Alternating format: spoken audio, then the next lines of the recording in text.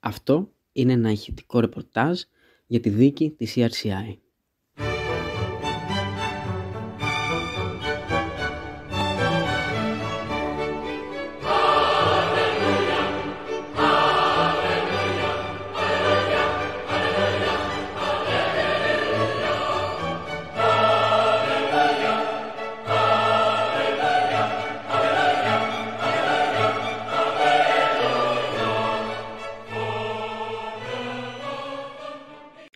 Σε αυτό το ρεπορτάζ που ακολουθεί, σύντομα θα αναλύσουμε το χρονικό της υπόθεσης από την πρώτη σύλληψη των κατηγορουμένων μέχρι και σήμερα και θα δούμε αναλυτικά το τι συνέβη την 3η 10 Ιανουαρίου στο δικαστήριο.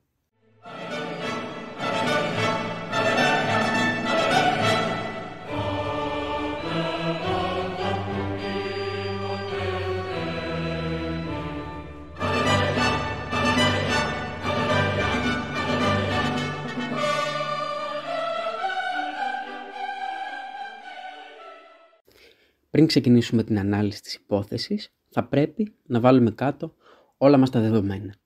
Στην προκείμενη περίπτωση, ξεκινάμε από τον αριθμό των κατηγορουμένων. Στην υπόθεση αυτή, της ΜΚΟ ERCI, οι κατηγορούμενοι είναι 24. Οι τρεις που είναι επώνυμοι είναι η Σάρα Μαρντίνη, η Σύρια προσφύγισσα που έγινε γνωστή το 2015 όταν κολύμπησε από την Τουρκία στη Λέσβο, ο Ιρλανδός Σον Μπάιντερ και ο Έλληνας Νάσος Καρακίτσος. Σε βάρος αυτών λοιπόν έχει σχηματιστεί δικογραφία κακουργηματικού χαρακτήρα που αφορά κατά περίπτωση τα δικήματα της συγκρότησης και ένταξης εγκληματική οργάνωση, της νομιμοποίησης εσόδων από εγκληματική δραστηριότητα, δηλαδή του ξέπλυμα μαύρου χρήματος, της κατασκοπίας, της παραβίασης μυστικών της πολιτείας, της πλαστογραφίας, καθώς και τη χρήση ασυρμάτου χωρίς άδεια, η οποία όμως κατηγορία έχει παραγραφεί. Η υπόθεση λοιπόν αυτή ξεκίνησε τον Αύγουστο του 2018, όταν η Σύρια Σάρα Μαρντίνη, φεύγοντας από τη Μυτιλήνη στο αεροδρόμιο, συνελήφθη από τις ελληνικές αρχές και οδηγήθηκε ενώπιον του εισαγγελέα, ο οποίος έκρινε ότι έπρεπε να προφυλακιστεί. Τις επόμενες ημέρες, επίσης, ο Ιρλανδός Σον Μπάιντερ συνελήφθηκε και προφυλακίστηκε, όπως και ο Έλληνας Νάσος Καρακίτσος. Σύμφωνα με πληροφορίες, οι τρεις κατηγορούμενοι κρατήθηκαν προφυλακιστέοι για 106 ημέρες. Τον Δεκέμβριο του 2018, οι τρεις εθελοντές αφέθηκαν ελεύθεροι με εγγύηση και η Μαρντίνη επέστρεψε στο Βερολίνο. Με την αναχώρησή της από τη χώρα, μπήκε σε ισχύ απόφαση από την ελληνική αστυνομία, η οποία της απαγορεύει την είσοδό της στη χώρα μέχρι το 2025, αφού θεωρείται κίνδυνος για την εθνική ασφάλεια.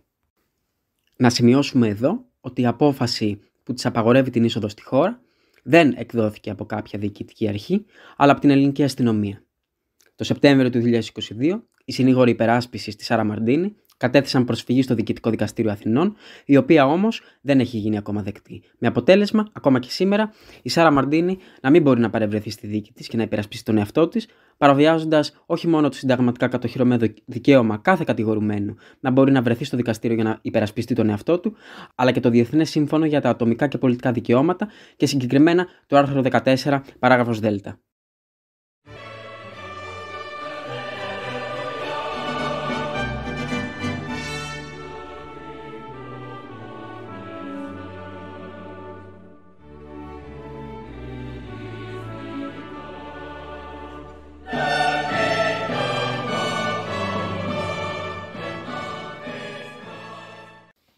Για να καταλάβουμε τι έχει συμβεί στη συγκεκριμένη υπόθεση, θα πρέπει να δούμε αναλυτικά πώς ο ανακριτής αλλά και ο εισαγγελέας έχουν χειριστεί τη συγκεκριμένη υπόθεση στην προανάκριση αλλά και στο παραπεμπτικό βούλευμα, το οποίο παραπεμπτικό βούλευμα είναι το 71 του 2021, που παρέπεμψε αρχικά τη δίκη στο τριμελές πλημμυλοδικείο στη Μυτιλήνη, το οποίο όμως ήταν λάθος το δικαστήριο το οποίο παραπέμφθηκε, εφόσον ένας από τους κατηγορούμενους είναι δικηγόρος και η νομοθεσία προβλέπει ότι όταν κάποιος είναι δικηγόρος πρέπει να δικαστεί σε ανώτατο δικαστήριο. Γι' αυτό το σκοπό, πέρσι, το 2021, τον Νοέμβριο του 2021, η δίκη πήρε αναβολή με σκοπό να παραπεμφθεί στο ανώτερο δικαστήριο, δηλαδή το τριμελές εφετείο πλημελημάτων, όπου η δίκη ξεκίνησε την προηγούμενη 3η 10 Ιανουαρίου. Όπως εξηγήσαμε στην αρχή, για τους 24 αυτούς κατηγορούμενους έχει σχηματιστεί δικογραφία κακουργηματικού χαρακτήρα. Όμως, ο ανακριτής και ο εισαγγελέας, με το βούλευμα αυτό του 71 του 2021, αποφάσισαν να παραπέμψουν μόνο για τις πλημεληματικές κατηγορίες αυτούς τους κατηγορουμένους, αφού η προανάκριση για τις κακουργηματικές κατηγορίες δεν έχει κλείσει ακόμα, παρόλο που έχουν περάσει σχεδόν 5 χρόνια από την πρώτη ημέρα. Για τη δικαστική διαδικασία, η οποία ξεκίνησε την 3η, 10 Ιανουαρίου, στο τριμελές εφετείο πλημελημάτων στη Μυτιλήνη, η πρόεδρος του δικαστηρίου, κατά την αρχή της διαδικασίας, έκανε γνωστές τις κατηγορίες τις οποίες αντιμετωπίζουν. Συγκεκριμένα είπε: οι κατηγορίες είναι ένταξη και σύσταση εγκληματικής οργάνωσης, διευκόλυνση εισόδου παράτυπων μεταναστών στη χώρα, ξέπλυμα μαύρου χρήματος ύψους άνω των 100.000 ευρώ, παρεμβολή στις ραδιοσυχνότητες και κατασκοπία. Με συμπληρωματική δίωξη που ασκήθηκε, προστίθεται η διευκόλυνση εισόδου και μεταφορά και επιπλέον για απάτη κατά εξακολούθηση. Με το βούλευμα 71-2021 διατάχθηκε ο χωρισμός της υπόθεσης, με αποτέλεσμα το δικαστήριο αυτό να δικάζει μόνο για κατασκοπία και παροχή ουσιωδών πληροφοριών σε εγκληματική οργάνωση. Επίσης, επειδή δεν έγινε αναδιάρθρωση, αυτό το δικαστήριο δεν θα ασχοληθεί καθόλου με τις κατηγορίες ένταξη και συμμετοχή σε εγκληματική οργάνωση, αλλά και της διακίνησης μεταναστών. Το αντικείμενο απόδειξης αυτής της δίκης αφορά την ομοτυπική πράξη της κατασκοπίας από κοινού, τι ήταν απόρριτο και τι δεν ήταν.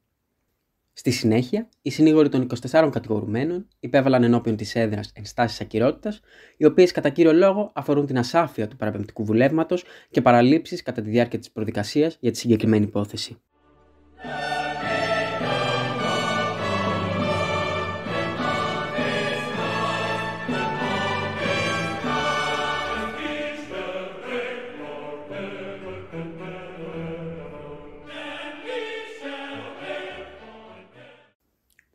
Για τις παραλήψεις και τα λάθη της προανάκρισης, οι συνήγοροι αρχικά αναφέρθηκαν από κοινού στη διαδικασία που ακολουθήθηκε κατά την προανάκριση, όπου αρχικά το κατηγορητήριο, η δικογραφία αλλά και κανένα άλλο έγγραφο δεν μεταφράστηκε από τις αρχές σε γλώσσα που να καταλαβαίνουν οι αλλοδαποί κατηγορούμενοι, πράγμα που καταπατά τα δικαιώματα των κατηγορουμένων να μάθουν το λόγο που τους γίνεται δίωξη και οι ίδιοι να διαβάσουν, αν το επιθυμούν, το κατηγορητήριο, παραβιάζοντας έτσι το δικαίωμα επικοινωνίας, δικαίωμα από το οποίο οι κατηγορούμενοι δεν έχουν παραιτηθεί, καταστώντας άκυρη τη διαδικασία.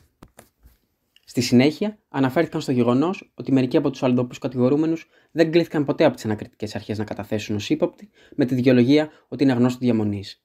Το γεγονός ότι δεν κλήθηκαν καθιστά την παραβίαση του άρθρου 244 του Κώδικα Ποινικής Δικονομίας, που συγκεκριμένα αναφέρει ότι το πρόσωπο καλείται υποχρεωτικώς πριν από 5 τουλάχιστον ημέρες, αν κατοικεί ή διαμένει σε γνωστή διεύθυνση στο εσωτερικό, και πριν από 15 τουλάχιστον ημέρες, αν κατοικεί ή διαμένει σε γνωστή διεύθυνση στο εξωτερικό, για την παροχή εξηγήσεων και εξετάζεται χωρίς όρκο.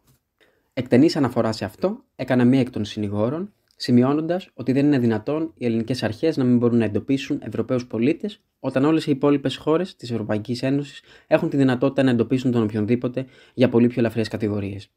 Όπως φαίνεται στη συγκεκριμένη υπόθεση, σε καμία περίπτωση οι ελληνικές αρχές δεν εξάντλησαν τους πόρους που είχαν στη διάθεσή τους για να εντοπίσουν τους κατηγορούμενους, με αποτέλεσμα ένας εκ των κατηγορουμένων γερμανικής καταγωγής να μάθει, όπως ο ίδιος και οι συνηγορός του είπαν στο δικαστήριο, τελείως τυχαία ότι διώκεται από τις ελληνικές αρχές. Επίσης, εκτενής ήταν η αναφορά όλων των συνηγόρων για το παραμεμπτικό βούλευμα, το οποίο και χαρακτήρισαν αόριστο και ασαφές, σε σημείο που δεν γίνεται κατανοητό για ποιες πράξεις κατηγορείται ο καθένας.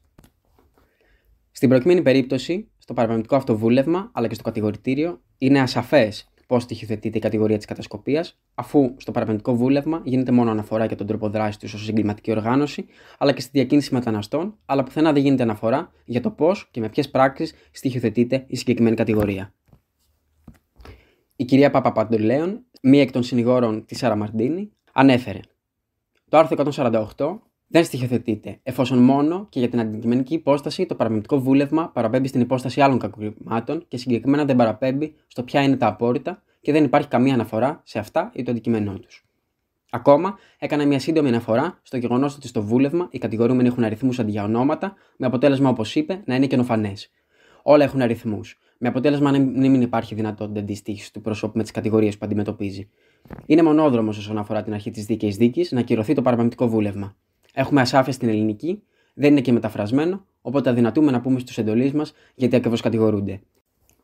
Περίπου στις 2:30 το μεσημέρι, το δικαστήριο διέκοψε με σκοπό να συνεχίσει την Παρασκευή 13 Ιανουαρίου, όπου θα αποφασίσει αν θα κάνει δεκτές τις ενστάσεις ακυρότητας, αλλά και αναμένεται η πρόταση του εισαγγελέα. Για να έχουμε μια καλύτερη εικόνα της διαδικασίας, πάμε να ακούσουμε τι δήλωσε η κυρία Παπαπαντολέων μετά το δικαστήριο. Έχει ξεκινήσει η διαδικασία, είμαστε στο στάδιο της υποβολής ενστάσεων ακυρότητας για το κλητήριο θέσπισμα. Έχω την εντύπωση ότι το δικαστήριο μας έχει ακούσει με προσοχή, θα μελετήσει όλα τα στοιχεία και νομίζω ότι την Παρασκευή, εκτός από εισαγγελική πρόταση, θα έχουμε και απόφαση επί των ενστάσεων. Εάν πράγματι γίνουν δεκτές, θα πρέπει τότε η υπόθεση αυτή να πάει σε ένα στάδιο προηγούμενο, να αναπαιμφθεί δηλαδή στον εισαγγελέα, προκειμένου να συνταχθεί νέο κλητήριο θέσπισμα, εφόσον στον ενδιάμεσο χρόνο δεν έχουν τα αδικήματα αυτά παραγραφεί, διότι είμαστε πάρα πολύ κοντά στην παραγραφή. Πότε είναι η προθεσμία? 9 Φλεβάρι. 9 Φλεβάρι του 2023 κλείνει η πενταετία. Ως εκ τούτου νομίζω ότι το δικαστήριο θα σταθμίσει τις ενστάσεις. Νομίζω ότι πρέπει να τις σταθμίσει ανεξαρτήτως του αν εδώ τα αδικήματα υπόκειται σε παραγραφή σε περίπτωση που ακυρωθεί το κλητήριο θέσπισμα, διότι αυτά αφορούν τον πυρήνα του υπερασπιστικού δικαιώματος των κατηγορουμένων. Ακόμα, παρούσα καθ' όλη τη διάρκεια της διαδικασίας ήταν και η Ευρωβουλευτής Grace O'Sullivan, η οποία δήλωσε: My name is Grace O'Sullivan. I'm a member of the European Parliament from Ireland. I'm here today in Lesbos to support the humanitarians who are facing these criminal charges. Today the judge heard the objections, and on Friday she will deliberate as to whether she accepts them or not. I hope that she drops these baseless charges, as Amnesty International call them. I'm here because Sean Binder is Irish. He grew up in Ireland, spent many years in Ireland. And Sean, for example, he has a good college degrees behind him. He has a law degree. He wants to get on with his life, and since 2018 he is waiting and waiting. His life is on hold. He's only one of the accused here. So, as I said, the charges that are being that the accused are being subjected to are baseless. If you know Sean Binder and if he represents the group, you will know that he is a true humanitarian. And criminalising someone like Sean is really just not fair. These are people who are trying to protect the rule of law in terms of United Nations, the whole rescuing at sea, the law that whereby people like Sean, humanitarians, who see people in absolute distress at sea, they have gone in, search and rescue, they've taken them out of the sea, and it just is awful that they are being criminalized. Τέλος, ο ίδιος ο Σον Μπάιντερ, πριν αποχωρήσει από το δικαστικό μεγάρο της Μυτιλήνης, δήλωσε: Το μόνο που έχουν ζητήσει οι δικηγόροι μας είναι κράτος δικαίου. Αυτό θέλουμε. Και τώρα, την Παρασκευή, θα μάθουμε αν το έχουμε ή αν έχουμε ένα κράτος ατελειών. Ας ακούσουμε στα αγγλικά ολόκληρη τη δήλωσή του.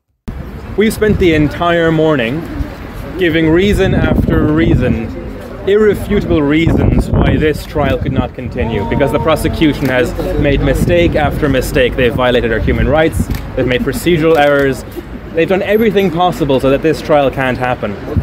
All we are asking for, all our lawyers have demanded, is that the rule of law is respected, that Greek laws are respected. We want the rule of law, and now we'll find out on Friday whether we get the rule of law or the rule of flaws, because this is what the prosecution has done. It has made flaw after flaw and mistake after mistake, and that cannot continue. We're supposed to have democratic values and basic principles, and I hope that on Friday that is achieved. Thank you. Όπως είπαμε, η διαδικασία θα συνεχιστεί την Παρασκευή 13 Ιανουαρίου, όπου και θα βγει η απόφαση επί των ενστάσεων ακυρότητας που υπέβαλαν οι συνήγοροι ενώπιον της έδρας, αλλά και η εισαγγελική πρόταση. Αν οι ενστάσεις ακυρότητας γίνουν δεκτές, όπως δήλωσε και η Κλέο Παπαντολέα, θα πρέπει να αναπαιμφθεί το παραπατικό βούλευμα στον εισαγγελέα και να ανασυνταχθεί. Όμως αυτό θα πρέπει να γίνει εντός εύλογης χρονικής διάρκειας, διότι στις 9 Φεβρουαρίου του 2023 τα εγκλήματα παραγράφονται. Αν θέλετε να μάθετε περισσότερες πληροφορίες για τη δίκη, μπορείτε να επισκεφτείτε στο Instagram το προφίλ Free Humanitarians, αλλά και στο ίντερνετ το freehumanitarians.org.